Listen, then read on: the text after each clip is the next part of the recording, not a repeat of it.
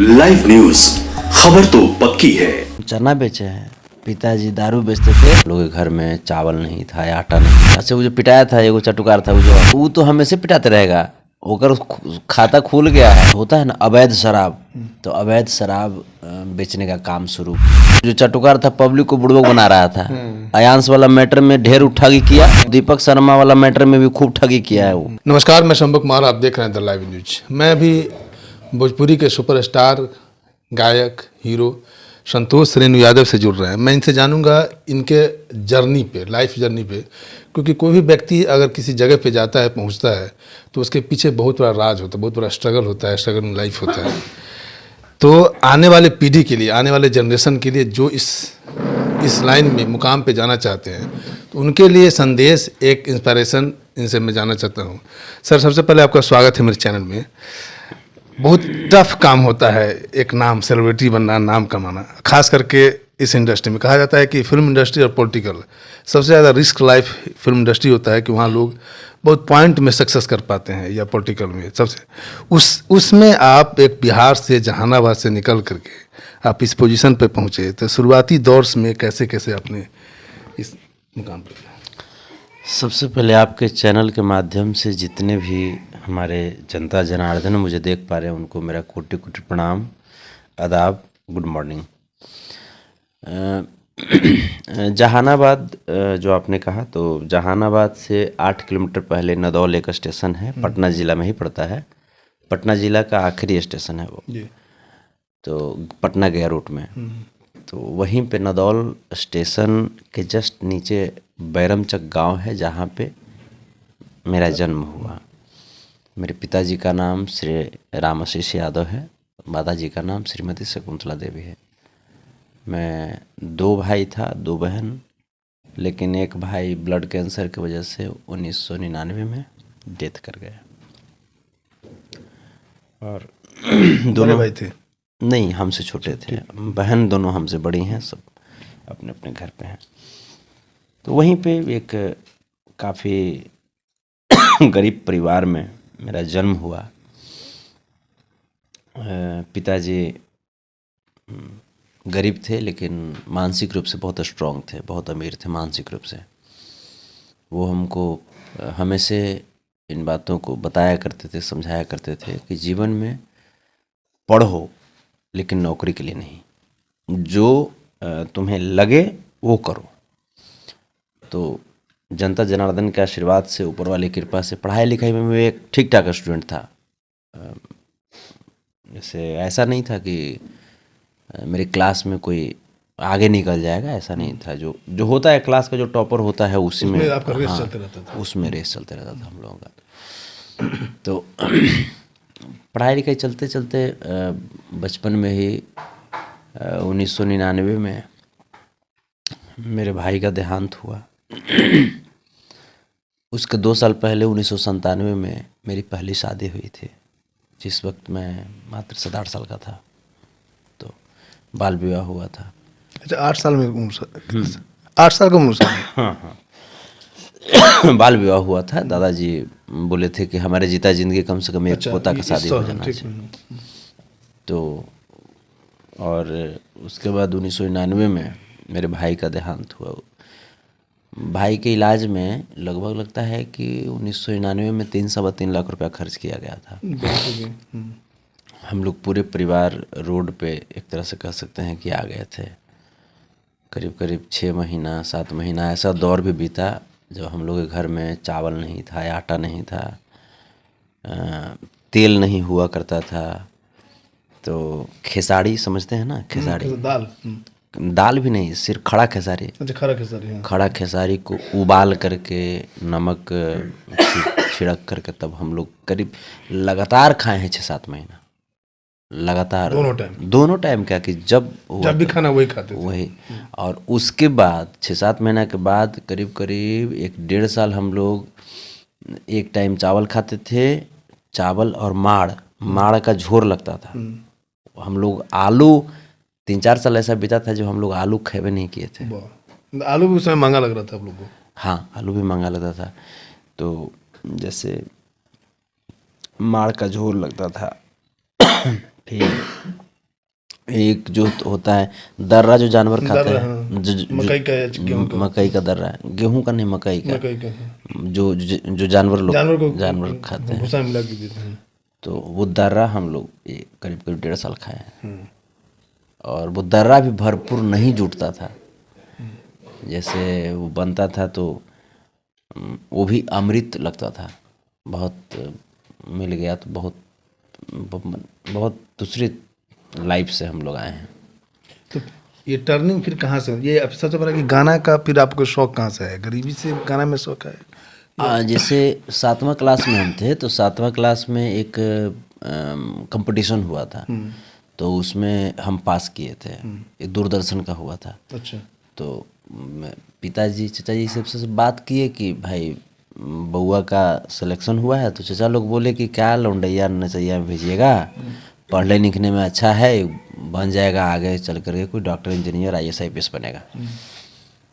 तो इसी चक्कर में पिताजी नहीं भेजे, और नहीं भेजे तो लेकिन जो गीत संगीत का जो कीड़ा होता है वो कहाँ मानने वाला होता है। मैंने मैट्रिक पास किया नदौल ब्रजलाल कॉलेज से, उसके बाद फिर इंटरमीडिएट किया। इंटरमीडिएट के बाद फिर मैं आया यहाँ पे पटना BN कॉलेज से BCA करने के लिए। तो BCA करने के दौरान हमको थोड़ा सा स्पेस मिला। स्पेस जब मिला तो फिर वहीं पे एक है उमेश कुमार पांडे जी हैं, वो मेरे सबसे प्रारंभिक गुरु। अगर सा मैंने किन्हीं के यहाँ सीखा तो सा पहली दफ़ा वहीं पे मैंने उमेश कुमार पांडे तो ये जी जब पटना में आपने सीखना शुरू किया तो ये बात अपने घर पे बताया था कि मैं संगीत सीख रहा हूँ? नहीं, पापा को नहीं बताया था मैंने मम्मी को बताया था। मम्मी पायल बेच करके हमको हारमोनियम खरीदवाई थी। अच्छा। मम्मी अपना पायल बेच दी थी। अच्छा, आपने इससे पहले एक बात बोली, मैं इसको कंटिन्यू करूँगा क्योंकि मेरे जहन में आ रहा है कि आपने बोला कि पहली शादी, ये पहली शादी बोलने के, हाँ, इसलिए क्योंकि 2007 में मेरी जो वाइफ हैं, जो थी, अभी हैं ही वो, हम उनको अपने हृदय से लगा करके आज भी चलते हैं, और उनकी कृपा है कि आज हम यहाँ पे इतने खुश हैं। रेनू जो नाम है वो उन्हीं का नाम, वाइफ की नाम? हाँ, वाइफ का ही नाम है। तो 2007 में वो, जब हम अररिया में मिले थे तो मेरे मन में ये आता था, आपने नाम जो सुना, जब कहीं सुना कि रेनू तो वो फीमेल्स नाम है, तो हम सोचते कि बार बार कि रेनू आपने क्यों नाम रखा। तो आज इस बात क्लियर हुआ कि आपकी फर्स्ट उनके श्रद्धांजलि में आपने उनका नाम रखा। फिर अब आते हैं यहाँ पे, जब पायल जब माँ बेच दी। हाँ, तो उसके बाद हारमोनियम उस समय 3400 में हारमोनियम खरीदाया और हम सीखने लगे, कर रहे थे। तो इसके पहले गांव में हरि कीर्तन हम गाते थे। हरि कीर्तन है, चैता है, होली है, ये सब बैठ करके गाते थे। तो थोड़ा सा सीखे तो इसी दौरान एक व्यक्ति थे बक्सर के, राहुल कुमार गुप्ता जी, तो उनकी जैसे उनसे मुलाकात हुई, फिर उन्होंने हमें प्रोत्साहित किया। फिर मैंने उनसे रिक्वेस्ट किया कि अगर आप हमको थोड़ा सा सपोर्ट करते हैं तो हम कुछ अच्छा करने का प्रयास करेंगे। तो वो थे राहुल कुमार गुप्ता जी, फिनेंशियली बहुत सपोर्ट किए। फिर उसके बाद तंजीम जी हैं, मोहम्मद तंजीम राइन जी, उनका बहुत बड़ा सपोर्ट रहा। ये लोग शुरुआती अवस्था में, जिस वक्त में कुछ नहीं था, उस वक्त का ये लोग मेरे पिलर ये लोग हैं। रामजस चौधरी, उसके बाद रमेश चंद्र चौबे जी, उसके बाद फिनांसर के तौर पे सत्येंद्र कुमार सिंह, जो कि मेरे ही गांव के मेरे चचा लगते हैं। वो फिनेंशियल सपोर्ट करते थे? हाँ, फिनेंशियली हमको सपोर्ट करते थे और उनका बहुत बड़ा सहयोग रहा है। अलग बात है कि फिर उसके बाद किसी कारण से हम लोग अलग अलग हो गए, लेकिन अलग अलग हो गए अलग बात है, लेकिन जिस वक्त उन्होंने सपोर्ट किया उस चीज़ को आप नहीं भूल रहे, जीवन भर नहीं भूल सकते उन चीज़ों को हम। बहुत बड़ा उनका ये सपोर्ट रहा है और हमें मोरली तौर पे भी काफ़ी स्ट्रॉन्ग किए वो, मेरा कॉन्फिडेंस लेवल वो बढ़वाए। तो सब चीज़ें हैं, सब धीरे धीरे करते करते रंजय बावला जी के स्टूडियो में गायकी जो जीवन है उसकी शुरुआत हुई। उस समय खुशबू सिंह जी हुआ करती थी। तो खुशबू सिंह जी मेरे साथ गाना गाई थी, एक गाना जो बहुत हिट हुआ, मजा मार लेना तकिया लगा के। फिर उसके बाद उसी एल्बम का नाम था हैरे आलू चाप, जो एंगल से रिलीज हुआ था। लहंगा में से चुआ था नवरत्न तेल, वो भी गाना बहुत बजा। ये सब आपका गाया हुआ था? हाँ, मेरा ही गाया हुआ था सब। उसके बाद फिर संजीवनी कंपनी उस समय धीरे धीरे कोशिश कर रही थी कि फिर से उठे। तो उसी दौरान संजीवनी का फ़ोन हमको आया कि संतोष जी ऐसा ऐसा है, आप मेरे लिए कुछ कीजिए। तो संजोग मानिए कि संजीवनी कंपनी में पहला गाना मैंने लेकर के गया, जाए दे जानी दे जगह पे जाता, पहला ही गाना था संजीवनी का। और वो गाना ऐसा हुआ जो संजीवनी कंपनी को खड़ा कर दिया। बहुत उसी गाने से खड़ा हो गया। उसी गाना इतना बड़ा हिट हुआ, वो गाना बहुत बड़ा हिट हुआ। विदेशों से प्रोग्राम का फ़ोन आने लगा आपके पास? हाँ। लेकिन हमारे पास कोई आदमी थे नहीं और गरीब घर से थे, बहुत डरते थे। माँ बाप के एक बेटा थे, एक बेटा का ऐसे ही इंतकाल हो चुका था। तो माता पिता कभी भी बोले कि ना बेटा दूर नहीं जाना, जो भी है पैसा कम ही कमाएंगे लेकिन आसपास में रहो। तो इन्हीं सब चीज़ को लेकर के आदमी रहा इधर। फिर मगहिया जवान मेरा गाना था, हियो मगहिया जवान घुसा दो मुँह में कट्टा। फिर तमाम गाने, ये गौरा मन नहीं लागे, करीब करीब मैंने ये सब मिला करके बात कर तो 100 मिलियन से ऊपर है उसका। तो है सब ऐसे सब चलते रहा। और आज करते करते 2014 से समाज सेवा में भी लग गए। कमाते थे जो समाज में लगाते चले गए। लॉकडाउन आया, समाज सेवा की बात करते हैं तो समाज सेवा का जो आप इंस्पायर हुए, आदमी बहुत कम लोग होते हैं कि ऐसा काम करते हैं। आपको ये गरीबी, आपकी अपनी गरीबी आपको इंस्पायर किया दूसरे को गरीबी को ख़त्म करने के लिए, या आपको बचपन से ये शौक था? ये हमने जैसे जो झेला है, जैसे भाई के इलाज के बावजूद जब नहीं बचे भाई तो संपत्ति तो ख़त्म हो गया। तो अब गरीबी कैसे दूर किया जाए, तो पिताजी के पास पूंजी नहीं था। तो पिताजी शायद 100 रुपया या 125 रुपया से किसी से उधार ले करके, और जो होता है ना अवैध शराब, तो अवैध शराब बेचने का काम शुरू किए। तो वहाँ पे होता है ना प्लास्टिक बिछा करके, और उस पे गैलन है, बोतल है, गिलास है। तो हुआ क्या कि बगल में भाई जो शराब पिएंगे तो उनको चिखना तो चाहिए। तो चिखना चाहिए, तो उसके लिए ये प्लानिंग हुआ घर में कि हम जब पढ़ करके आएंगे तो 4 बजे स्कूल छुट्टी होती थी, तो 4 बजे के बाद आते थे पढ़ करके। तो उसके बाद तुरंत पैर हाथ धोए, कुछ जो हुआ खाना दाना तो खाए, चावल के भूंजा उंजा वो सब जो हुआ कुछ तो और उसके बाद अपना सीधे साथ देने के लिए बैठ गए। साथ देने के लिए चले। आप यहाँ इस कंडीशन तक आप लोग काम किए हुए हैं? हम चना बेचे हैं। पिताजी दारू बेचते थे और हम चना बेचते थे। होता था ये कि अब मान लीजिए कि भाई दारू बेचने वाले तमाम लोग हैं, बहुत सारे लोग बस बैठे हुए हैं। तब हमारे पिताजी के पास चिकना नहीं होता था, तो जिनके पास चिकना लाने के लिए लोग जाते थे तो उन्हीं के पास बैठ के पीने लगते थे। अच्छा। तो हुआ सिस्टम कि तब मैंने पिताजी दारू बेचेंगे और हम चिकना बेचेंगे, तो 8 रुपये का आधा किलो चना उस समय लेते थे। 16 रुपये किलो चना मिलता था, तो आधा किलो लेते थे 8 रुपये का, तो 20-21 रुपया बन जाता था। तो बन जाता था तो वही फिर अपना बचा। फिर 8 आना हम पर डे अपना लेते थे, मेहनताना या जो कहिए उससे गट्टा समझते हैं? हाँ, वो खाते थे। तो वैसे ही करके जीवन बीता। लेकिन पिताजी और माँ को बहुत मैं थैंक्स मैं कहना चाहता हूँ कि उन्होंने इतना कुछ, इतनी समझिए कि गुर्बत में ज़िंदगी जीने के बावजूद कभी हमको मानसिक रूप से कभी गरीब नहीं होने दिया। आपके पीछे सपोर्ट करते रहे। वो बोले हमको कि बेटा चना बेच रहे हैं या दारू बेच रहे हैं, ये हमारी ज़िंदगी नहीं है, ये परिस्थिति है। ज़िंदगी हम जैसे मोड़ना चाहते हैं, ज़िंदगी अपने आप को सेटल करो कि हमको पहुंचना कहाँ है। और हमको कभी भी तमाम शिक्षकों का, मैं भास्कर शिक्षा सदन में मैं पढ़ा करता था, प्राइवेट स्कूल था, तो मैं पढ़ा करता था, 30 रुपये फी था स्कूल का। कोटि कोटि मैं धन्यवाद में व्यक्त करना चाहूँगा। अखिलेश सर हैं, वहाँ प्रिंसिपल थे, हेडमास्टर थे, कमलेश सर, साइंस के टीचर थे, Awadhesh sir, Santosh sir, Manoj sir, Mithilesh sir, Mantu sir एक थे, संस्कृत टीचर थे। उसके बाद ब्रजलाल प्रसाद हाई स्कूल में पढ़ा, जगमोहन उच्च विद्यालय में पढ़ा, DN कॉलेज में पढ़ा, BN कॉलेज में पढ़ा। तमाम जितने भी जो गुरुजन हैं, संगीत की बात करें तो उमेश कुमार पांडे जी से सा मैंने सीखा। उसके बाद रजनीश कुमार जी से मैंने सीखा बेउर में।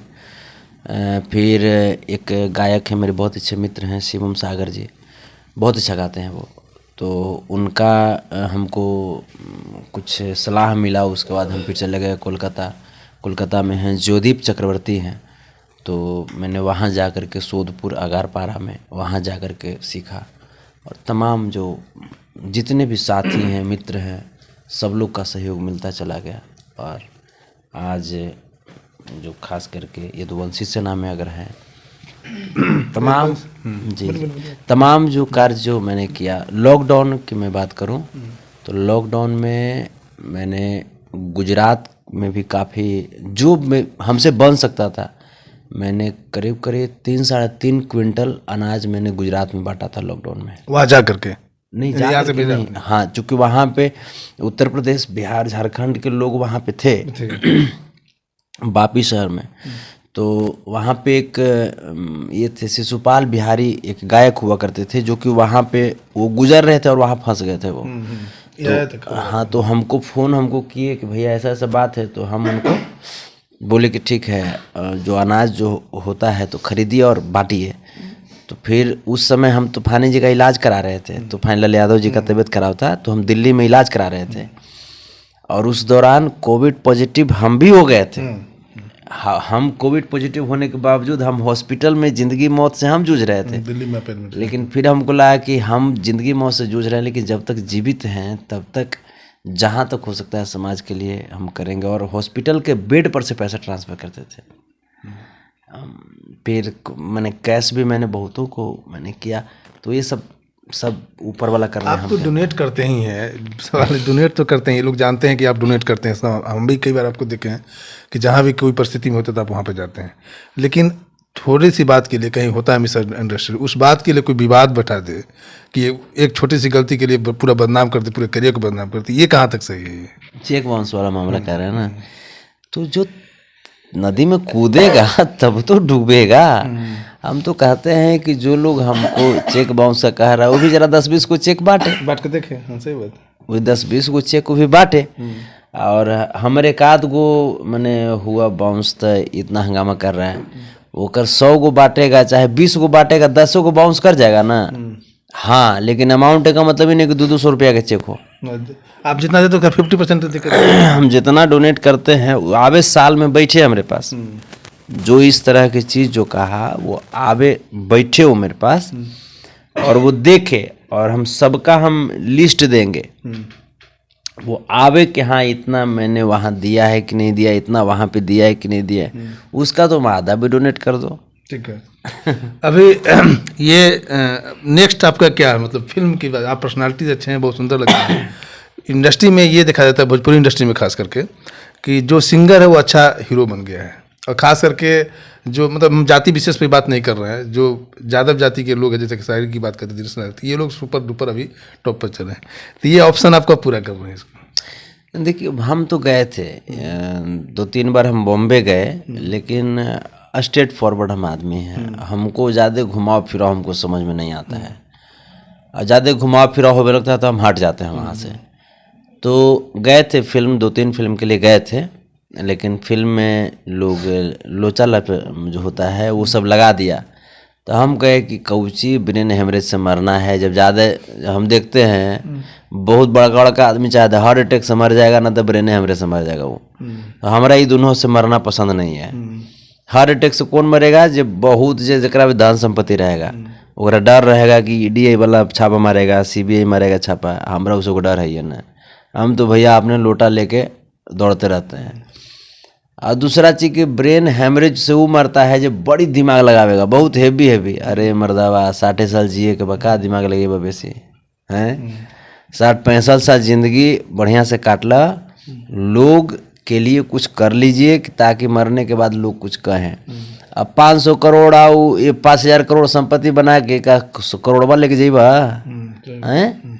तो ये सब मत कीजिए। वो 500 करोड़ में जो आपके लिए जो जीवन जीने के लिए जो है 2-4 करोड़ रख लीजिए, बाकी सब बांट दीजिए। फैक्ट्री लगा दीजिए ताकि फैक्ट्री में आपका नाम हो रहेगा। विद्यालय खोल दीजिए, आने वाला पीढ़ी आपका नाम लेगा। तो 500 करोड़ स्विस बैंक में डाल के जो आप सड़ा रहे हैं वो आप पाप कर रहे हैं। ब्रेन हेमरेज से मरिएगा हार्ट अटैक से। अभी नवादा में एक विवाद हुआ तो उस पर क्या कहेंगे? अच्छा, वो जो पिटाया था, एगो चटुकार था वो तो हमेशा पिटाते रहेगा। ओकर खाता खुल गया है। हाँ, नवादा के लोग बहुत, वो जो चटुकार था पब्लिक को बुड़बक बना रहा था। अयांश वाला मैटर में ढेर ठगी किया और ठगी कर करके वो गाड़ी लिया था। ओकर बाद में एगो दीपक शर्मा वाला मैटर में भी खूब ठगी किया है वो। तो ओकर बाद बिना पेंदी के लोटा हो गया है। तेजस्वी का बहुत शिकायत किया, वो आरएसएस का आदमी है, हाफ चड्डी पहनता है, कोई फुल पैंट नहीं जुटा उसको। हालांकि हम उसको बुला रहे हैं कि तो आप फुल पैंट थोड़ा से आ जाते हैं, ठंडा के समय आ गया, मार देगा लकवा तो कहेगा कि बिहार सरकार जिम्मेवार हो गया। तो बिहार सरकार गरीबों की देखभाल कर रहे हैं, उसके साथ साथ तुम्हारे से चाटुकारों के लिए भी ठीक है, बढ़िया वाला नहीं सियाएंगे, टेरिकोट ने सिया देंगे फुल पैंट, लेकिन सिया देंगे ज़रूर। तो ये जो है ये आरएसएस वाला ये क्या करता है कि हिंदू मुस्लिम करके लड़वाता है। उसके बाद में ये तेजस्वी जी या नीतीश जी की खूब बुराई करता है। कभी भी देखिएगा ये बोलेगा भ्रष्ट, बिहार के भ्रष्ट इंजीनियर। अरे तू कहाँ रे हैं? तू हो तो इंजीनियर था, भ्रष्ट आदमी, उसको भी तो भ्रष्ट कहेंगे ना फिर। और कहता है कि मैंने भ्रष्ट बिहार। तारा बाबूजी इंग्लैंड में जन्म लेने का रे हैं? अंग्रेज के बाप बेटा हो क्या? अंग्रेज के बाल बच्चा हो? तो बिहार को बदनाम करने की कोशिश मत करो। तो ऐसे ही कर करके 2-4 रुपया कमा लिए। इसको लोग कॉमेडियन के तौर पे देखते हैं, इसको एंटरटेनमेंट के तौर पे कि चल भाई कोई आगल पागल है, भूख रहा है कुत्ता लेखा। अच्छा, आपको ये नहीं लगता, हम जर्नलिज्म की बात करते हैं, यूट्यूब ऑप्शन दिया है पैसे कमाने का, लेकिन यूट्यूबर जो है जर्नलिज्म, सब लोग माइक आईडी बना लेते हैं, चल लेते हैं खुद में, लेकिन जो जर्नलिज्म का काम होता है कि एक पक्षपात मतलब कि नहीं रखे, पार्शियल होना चाहिए। पार्शियलिटी आपको लग रहा है कि कर रहा है? देखिए, पत्रकारिता जो है वो समाज और लोकतंत्र की चौथी इकाई है। तो जैसे पत्रकार बनिए ना, पत्रकार जो सच है वो दिखाइए, जहाँ पे कमी हो रही है उसका उजागर कीजिए और सरकार से प्रश्न पूछिए। पत्रकार का काम ही होता है, पत्रकारिता का धर्म होता है सत्ता से सवाल करना और समाज को अच्छी दिशा में लेकर के चलिए, क्योंकि आपको समाज के लोग देखते हैं, आपको फॉलो करते हैं। तो इन चीज़ों को आप भी समझिए, अपनी गरिमा को। अब नहीं समझिएगा तो उसके बाद तो फिर समाज के लोग आपको समझाइए देंगे नवादा नियन, मार चप्पल के ठीके कर दिए। ये पब्लिक है साहब, ये सब जानती है। ये पब्लिक है, सब जानती है। मैं उम्मीद करता हूँ, मैं एस्ट्रोलॉजर नहीं हूँ, लेकिन बात करते करते इनके लेफ्ट हैंड में जो मैं रेखा दिखा, उस रेखा का जो आंकड़ा है पूरे वर्ल्ड में 0.01% लोगों के पास है। और उस जो रेखा है वो पुतिन के पास है, मोदी के पास है, बिल क्लिंटन के पास है, वो बड़े बड़े लोग होते हैं। तो मेरी आशा है कि उस रेखा के बिहाफ से, इनके मेहनत, इनके कर्म के बिहाफ से ये हो सकता है इंडिया में ये और अच्छे नाम करेंगे, अच्छा काम करेंगे, अच्छे पोजीशन पर होंगे। मैं शम्भू कुमार, कैमरामैन राज के साथ द लाइव न्यूज पर। लाइव न्यूज, खबर तो पक्की है।